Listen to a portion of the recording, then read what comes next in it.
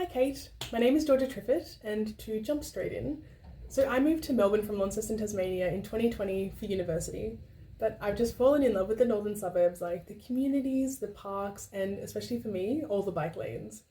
So I'll graduate with my Master of Speech Pathology from the University of Melbourne in December, following a Bachelor of Languages and Linguistics from La Trobe University, where I learned Japanese, Mandarin, and Auslan. And I knew pretty early on that I'd enjoy working in healthcare, but since attending the Royal Melbourne Hospital Q&A in June, I've become really excited about this role specifically. During my entry-level placement at the Parkville campus, I had the chance to speak with the current speech pathologist in this role, and I asked about the position, the progression, and what it's really like to work in the public system. And that whole placement really inspired me and proved to me that there is a job out there that aligns with my values and my early career goals.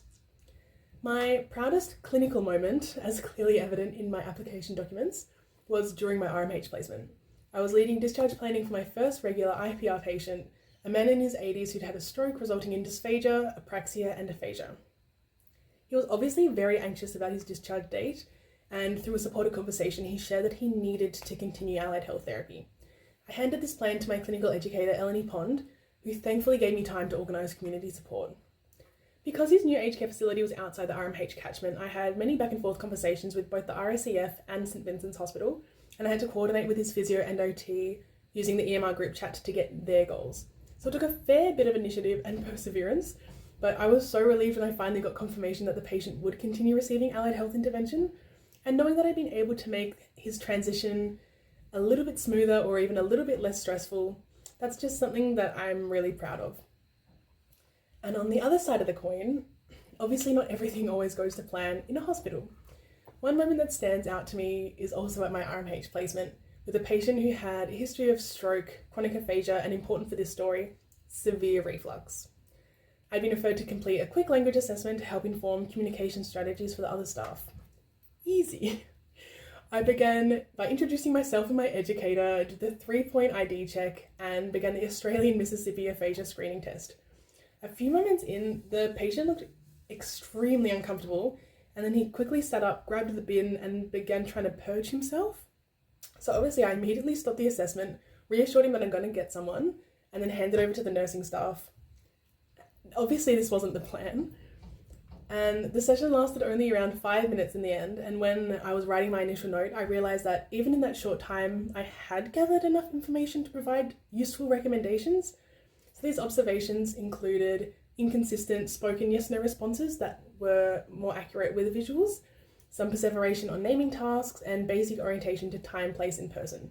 I also included a few environmental modifications as he liked having the TV on really loud.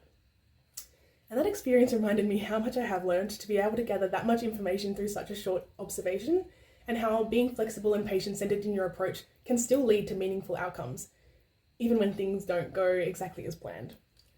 Moving to the clinical scenario, the nursing staff have called speech pathology to assess a patient who has been medically cleared for discharge that afternoon. After completing the assessment, I've identified dysphagia and dysarthria.